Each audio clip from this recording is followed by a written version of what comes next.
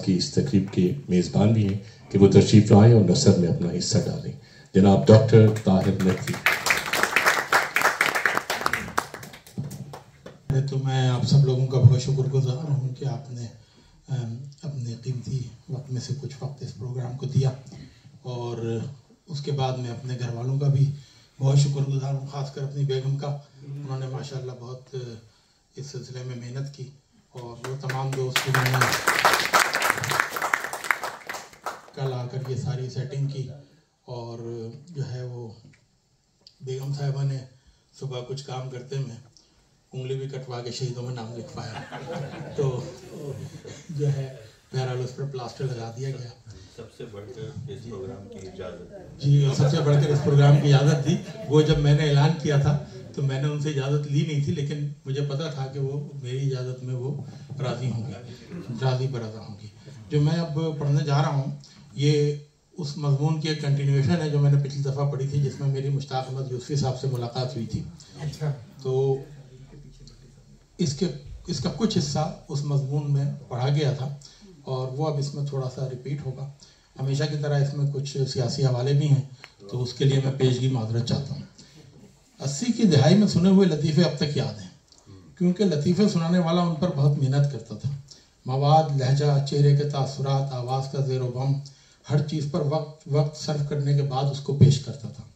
اب مزہ یک سطری ہے، اس لیے اس کا اثر بھی وقتی ہے.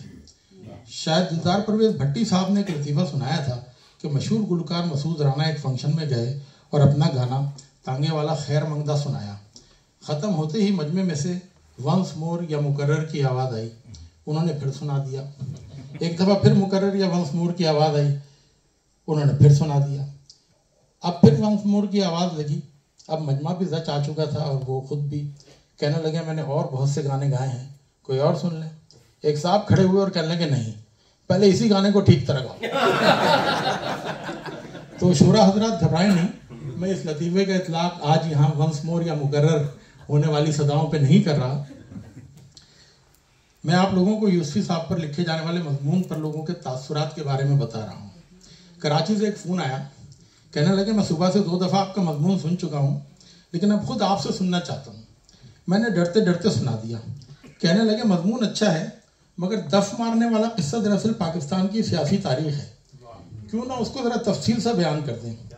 میں سمجھ گیا کہ کہا تو انہوں نے وہی ہے جو مسعود رانا سے فرمائش کرنے والے نے کہا تھا، مگر بات کہنے کا فن ذرا پختہ مزہ نگاروں والا ہے. میں اس حکم کی تعمیل بھی کروں گا، لیکن پہلے کچھ اور باتیں. ایک اور رد عمل جو اس مضمون پر سننے کو ملا اس کو بھی ایک مثال سے واضح کر دوں. ایک صاحب کسی کے گھر گئے اور دیکھا کہ وہاں ایک بہت خوبصورت بچہ کھیل رہا ہے. صاحب خانہ سے پوچھا کیا یہ اتنا خوبصورت بچہ آپ کا ہے؟ صاحب خانہ نے شرماتے ہوئے کہا جی میرا ہی فرزند ہے. کچھ دیر بعد پھر پوچھا کیا واقعی اتنا خوبصورت بچہ آپ کا ہی ہے؟ صاحب خانہ آپ شرمانے کے ساتھ کچھ شرمندہ بھی ہوئے اور کہا جی واقعی میرا ہی ہے.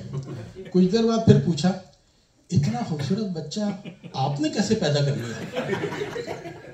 ابھی صاحب خانہ جواب سوچ ہی رہے تھے کہ وہ صاحب ان کی طرف جھکے اور رازداری سے سرگوشی کرتے ہوئے پوچھا گویا بقلم خود؟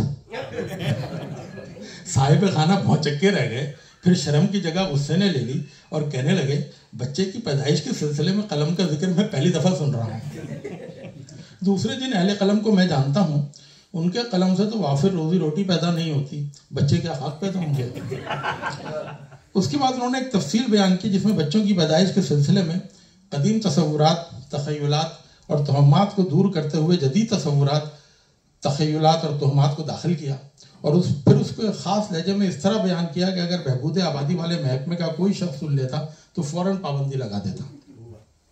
اردو ادب کے نقاد البتہ اس میں سلاست اور روانی کے ساتھ ساتھ سادگی اور پرکاری، زبان کی چاشنی اور محاورے کے محاسن ضرور ڈھونڈ لیتے، اور انہیں 2-3 ادبی نشستوں کا مواد اکٹھا مل جاتا. یہ بھی ممکن تھا کہ اس سلسلے میں 2 ادبی گروہ وجود میں آ جاتے، ایک پرانے خیالات کا حامی اور دوسرا جدید خیالات کا. گو در حقیقت دونوں حلقہ ارباب شوق ہی ہوتے. اس مثال میں خوبصورت بچہ یوسفی صاحب والا مضمون اور صاحب خانہ میں تھے. میں ان جملوں کو تحسین سمجھ کر بہت وقت سے دیکھتا ہوں اور ان لوگوں کا شکر گزار ہوں. اب اس قصے میں سوال پوچھنے والے صاحب شرمندہ ہو گئے اور کہنے لگے کہ اردو بیٹھک کے پروگرام دیکھنے کے بعد نئے الفاظ سیکھنے کا شوق پیدا ہوا تھا. کل ہی بقلم خود پڑھا تھا, تب سے دل استعمال کرنے کو چاہ رہا تھا. آج سوچا موقع اچھا ہے سو استعمال کر لیا. تو دوستو, ان ادبی تقریبات کا یہ مقصد ضرور ہے کہ دل میں نئے الفاظ سیکھنے اور ادب پڑھنے کی خواہش پیدا ہو, مگر ذرا سنبھل کر اور زبان اور قلم سنبھال کر. تیسرے رد عمل کا تعلق ذاتی زندگی سے ہے. ہمارے ایک دوست بیگمات سے متعلق ہر مذاق کو ڈارک ہیومر ہی سمجھتے ہیں, لیکن اس کا تعلق ان کے ادبی ذوق سے کم اور ان کی بیگم کی رنگت سے زیادہ ہے. مضمون پڑھنے کے بعد میں نے دیکھا کہ میری بیگم کچھ خوفزدہ سی ہیں. اگر کوئی چیز لینے دینے میں ہاتھ چھو جائے تو جلدی جلدی ہاتھ دھوتی ہیں اور پھر دل ہی دل میں کچھ پڑھنے لگتی ہیں. بہت اصرار کے بعد ایک دن بتایا کہ آپ نے اپنے مضمون کے آخر میں بتایا ہے کہ آپ ایک بدرو ہیں. پروفیسر صاحب اور پاکستان میں قیصر مسعود جعفری بھائی نے بھی اپنے تعارف میں آپ کو روح ہی بتایا ہے. مجھے تو پہلے ہی سے شک تھا کہ کچھ گڑبڑ ہے. میں نے صفائی پیش کی کہ بیگم, میں نے مضمون ختم کرنے کے ربط کو برقرار رکھتے ہوئے صرف تمیداً یہ بات کہی تھی. رہی بات پروفیسر صاحب اور قیصر مسعود بھائی کی, تو انہوں نے مجھے ادبی تقاریب کا روح رواں کہا تھا, جس کے معنی وہ چیز یا شخص جس پر کسی امر کا دار و مدار ہو. مجھے لگا کہ کچھ مطمئن ہو گئی ہیں. اگلے دن سنا تو فون پر ایک مولوی صاحب سے پوچھ رہی تھیں, اگر فرض کریں یہ بدرو نہیں روح بھی ہیں تو آپ یہ بتائیں کہ ان کو چھونے سے غسل تو فرض نہیں ہوگا, جیسے مردے کو چھونے سے ہوتا ہے. بہت عرصے پہلے ہمارے ان گہرے دوستوں نے, جن کی شادیاں ہم سے پہلے ہو گئی تھیں, ہاتھ چھو جانے پر غسل فرض ہونے سے متعلق کیا کچھ بتایا تھا. اور ہم ایک طویل زواجی زندگی گزارنے کے بعد اس نہج پر پہنچے ہیں کہ ہاتھ چھو جانے سے غسل مس میت فرض ہو رہا ہے. خیر, اثر نفیس کہہ گئے ہیں کہ ایک غسل جو ہم کو لاحق ہے تادیر اسے دہرائیں کیا. ایک بار پھر اس وعدے کا اعادہ جو پچھلے پروگرام میں دہرایا تھا, یعنی چودھری صاحب کی دھوتی کا کوئی ذکر نہیں, پر جانے کیوں منیر نیازی کا شعر یاد آتا ہے, جانتے تھے دونوں ہم اس کو نبھا سکتے نہیں, اس نے وعدہ کر لیا میں نے بھی وعدہ کر لیا.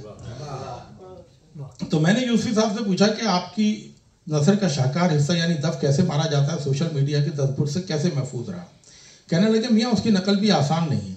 میں نے کہا آپ نے لکھا تھا کہ جوانی دیوانی کا دف شادی سے مارا جاتا ہے اور شادی کا بچوں سے, اور بچوں کا دف دینی تعلیم سے. آپ نے سیاسی دف کے بارے میں کچھ نہیں لکھا. کہنے لگے اگر لکھتا تو عالم ارواح میں جلد پہنچ جاتا. بہرحال سن لو, ہماری سیاسی آزادی کا دف کچھ تو 1948 کے لسانی ہنگاموں نے مار دیا تھا, اور کچھ آئے دن بدلتی حکومتوں نے. اس کا دف ون یونٹ, بنیادی جمہوریت اور سامراج کی دوستی سے مارا گیا. سامراج کی دوستی کو آزادانہ اور منصفانہ انتخابات کے پردے میں عیاشی کے بگھار سے مارنے کی کوشش کی گئی. محمد شاہ رنگیلے سے لے کر آج تک تاریخ گواہ ہے کہ عیاشی کا بگھار اگر ذرا بھی زیادہ گرم ہو جائے تو برتن ہی ٹوٹ جاتا ہے, اور ہمارے ساتھ بھی یہی ہوا. ہم نے باقی ماندہ برتن میں سوشلزم, جمہوریت اور نیشنلائزیشن کے مسالے ملا کر دیکھ چڑھا دی, پر کچھ سال میں دل بھر گیا. اس دف کو مصنوعی اسلامی نظام, کرائے کے جہاد, مذہبی دہشت گرد تنظیموں اور مجلس شورا سے مارنے کی کوشش کی گئی, پر مسالہ اتنا زیادہ ہو گیا کہ قوم آج تک سیسی کر رہی ہے. اس نظام کے دف کو چند لمحوں میں ہوا میں پھٹتے آموں اور آکسفورڈ کے تعلیم یافتہ دف سے مارنے کی کوشش کی گئی. خیر, اتنی زیادہ تعلیم تو آسانی ہی نہیں تھی, پر کیا ستم ظریفی تھی کہ آکسفورڈ کے نازک اور تعلیم یافتہ دف کو لاہور کے لوہاروں کی اوٹ میں چھپے آئینی ہاتھوں سے مارا گیا. میں نے کہا ذرا توقف کریں, میرا خیال ہے کہ 90 کی دہائی میں کچھ عرصے کے لیے دف مارنے کے کھیل کو روک دیا گیا تھا, اور یہ فیصلہ ہوا کہ اقتدار کے خواہش مند دونوں گروہوں کو اپنے تئیں عوام کی خدمت کرنے پر در حقیقت خواص کے ہاتھوں ذلیل و خوار ہونے کا مساوی موقع فراہم کیا جائے. یعنی دو باریاں. میوزیکل چیئرز کی طرز پر کھیلے گئے اس نوٹنکی کے چاروں چکروں کے لیے پس پردہ موسیقی ماسٹر الطاف حسین کے عزیز آبادی بینڈ کی تھی. عزیز آبادی بینڈ اس دور کا ایک مشہور بینڈ تھا. اہل کشف جانتے ہیں کہ ماسٹر الطاف حسین کراچی کی ماؤں کی آہوں اور سسکیوں کو ایک مخصوص تجربہ گاہ میں ایک خاص عمل سے گزار کر اوپرا موسیقی کی قسم کی ایک دھن تیار کرتے تھے, جس کو سننے والوں کو آخر تک یہ پتہ نہیں چل سکا کہ یہ دھن تربیت تھی یا المیہ.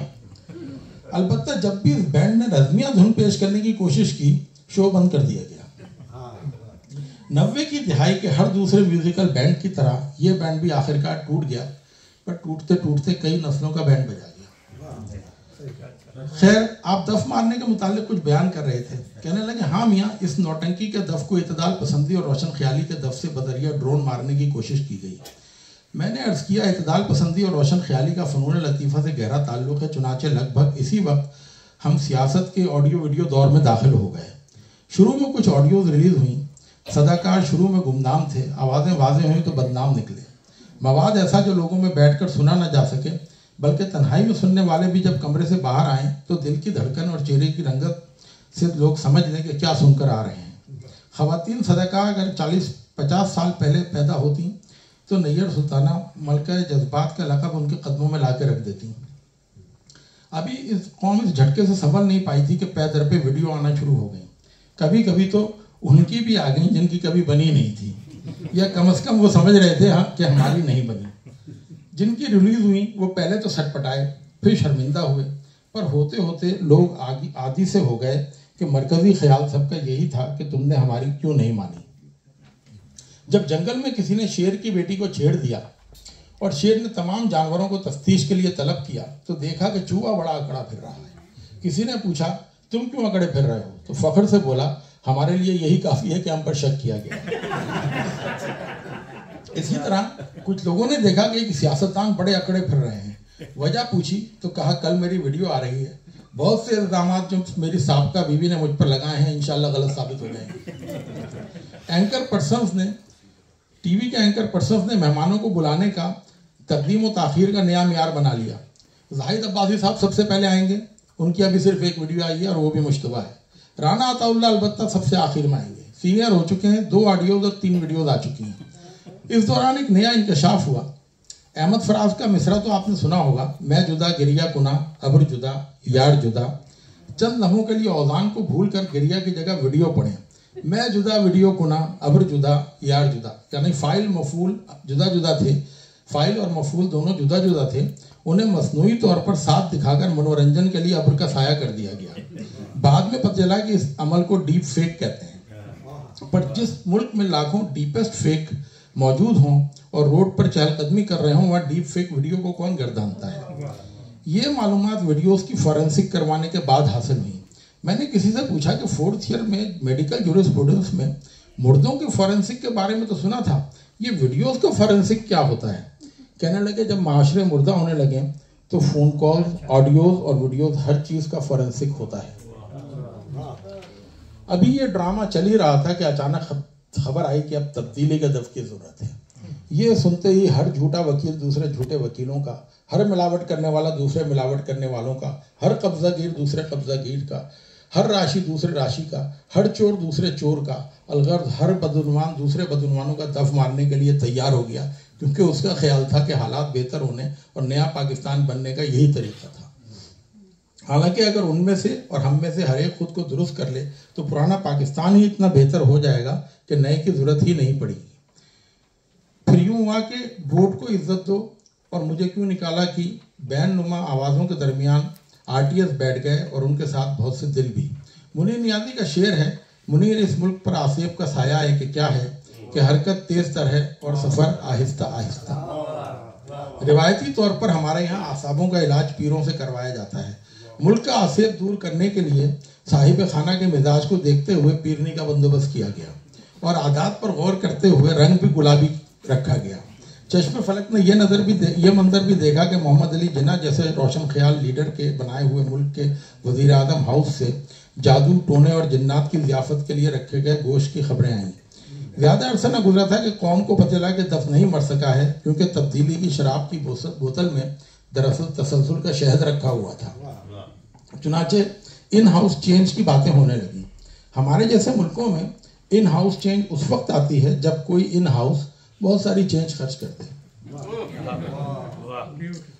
بالآخر تبدیلی کے دف کو تبدیل کر دیا گیا. ہمارے بچپن میں گوگی پہلوان کا بڑا ذکر تھا اور اس سے زیادہ شعرا اس کی خوراک کا تھا. ہر روز نہ معلوم کتنے مرغ, سالم بکرے اور یخنی وغیرہ کھا جاتا تھا. کچھ عرصے پہلے پتہ چلا کہ گوگی نام کی دھان پان سی خاتون اتنا کھا گئی ہیں کہ اس کے سامنے گوگی پہلوان کی خوراک کچھ نہیں. بزرگ سمجھا گئے ہیں کہ اتنا کھایا نہیں جاتا, خراب کیا جاتا ہے. آخری بات یہ ہے کہ جب ووٹ کو عزت دو कहने वालों को वोट की बेइज्जती करते हुए इक़्तिदार दिया गया तो उन्होंने एक दफ़ा भी ये नहीं पूछा कि मुझे वापस क्यों बुलाया। डर ये था कि मुझे क्यों निकाला, पर ऐसी ऐसी मेम्स बनी हैं कि मुझे वापस क्यों बुलाया पर जो है वो नामालूम क्या से क्या हो जाएगा। मुझे क्यों निकाला पर जो मेम्स बनी, अगर वो अखबारी प्रिंट मीडिया के दौर में छापने की कोशिश की जाती तो नाकाबिल इरशाद का टैग लगा के वापस कर दी जाती। तो जो कौमें ऐसे ऐसे हादसात से गुजरें और जिन पर दफ मारने के ऐसे ऐसे तजर्बे किए जाएं, उनमें बाकी सब दफ तो बाकी रहते हैं। कौमी खुद मुख्तारी, माशी गैरत व हमीयत और इक़्तिसादी आज़ादी के दफ ज़रूर मर जाते हैं। खैर, तुमने बहुत कुछ कहलवा लिया, पर मायूस ना हो। उर्दू ज़बान, शायरी, मौसीकी और क्रिकेट तुम्हें अब भी मुत्तहिद रख सकते हैं और तालीम तुम लोगों को अब भी बहुत आगे ले जा सकती है। अगर संभलना चाहो तो अब भी वक्त है। मैंने कहा, क्या ये अब भी मुमकिन है? कहने लगी, शेर कहते नहीं हो पर सुनने का ज़ौक़ तो रखते हो। है उफ़क़ से एक संगे आफ्ताब आने की देर, है उफ़क़ से एक संगे आफ्ताब आने की देर, टूट कर मानिंदे आईना बिखर जाएगी रात। वो सुरूर बाराबंकी का शेर सुनाकर रुखसत हो गए। कमरे में एक खुशबू बाकी रह गई। ये वही खुशबू थी जो मैंने अपनी कम उम्री में उन महफिलों में महसूस की थी।